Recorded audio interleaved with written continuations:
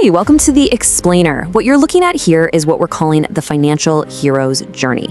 And today, we're going to break down this exact path, from that gut-wrenching anxiety of having zero to the incredible momentum you feel when your money finally starts working for you. So let's just dive right in with this because, wow, I think we've all been there, right? This is the starting line for so many of us. You're in a constant state of financial defense. It's that feeling where a check engine light isn't just an annoyance, it's a potential catastrophe. You're not planning for the future, you're just desperately trying to survive until the next paycheck hits. And this is all about what we call the psychology of zero. When you're stuck here, your brain is basically in survival mode. All your mental energy, all your focus is spent on these tiny micro decisions. Should I buy the store brand pasta? Can I risk driving with the gas light on for another 10 miles?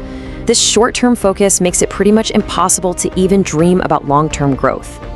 That's it, exactly. You're not really making choices, are you? You're just reacting. Your entire mental bandwidth is just soaked up trying to keep your head above water.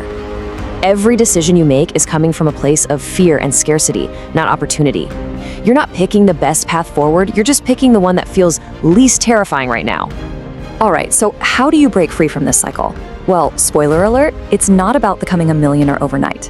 The first real step is much smaller, but honestly, it's way more powerful. It's about getting just enough breathing room for your brain to finally switch gears from panicking to planning. Believe it or not, hitting this range, somewhere between $10,000 and $20,000, is your first major psychological upgrade. And that isn't some random number. This is the point where you really move out of pure survival mode. It's the moment the entire game of money fundamentally changes for you. And this is where everything starts to shift. Just look at the difference in how you make decisions. You go from being trapped, having to accept the very first job offer because you can't afford to say no, to operating from a position of actual strength. You can take the time to negotiate for more money. You can invest in a course to learn a new skill. You can take a calculated risk on a new venture. You're not just a passenger anymore. You are the pilot of your own life.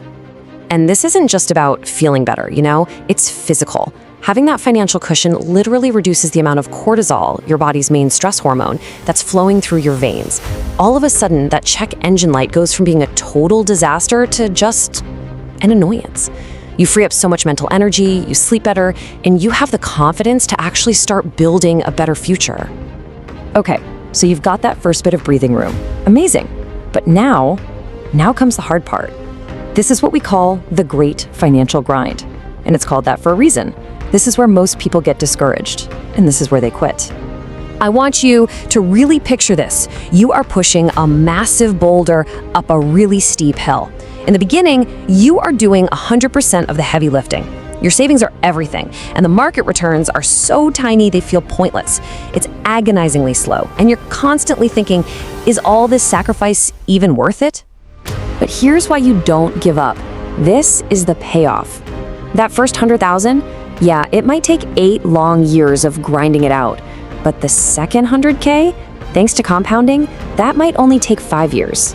And the third, maybe 3.5. Do you see what's happening?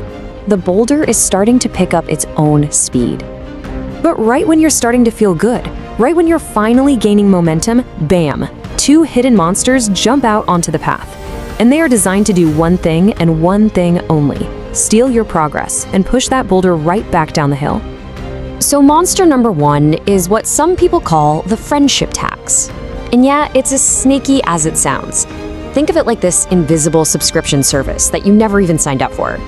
Every group dinner where you split the bill evenly, every destination wedding, every bachelor party, they're all just small withdrawals that turn into a massive drain on your savings.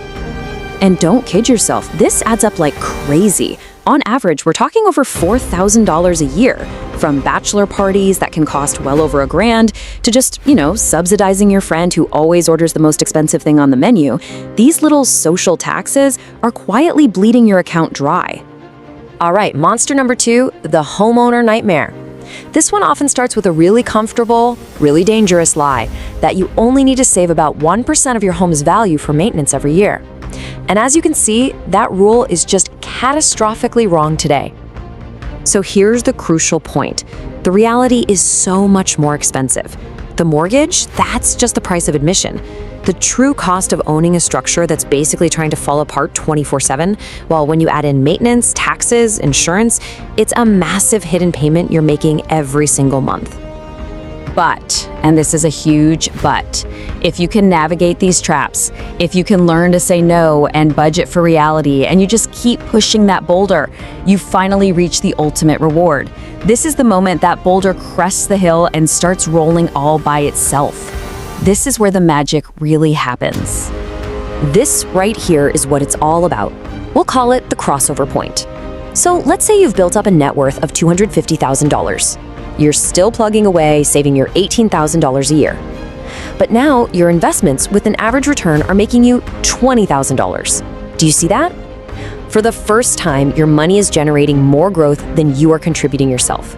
Your money is officially working harder than you are.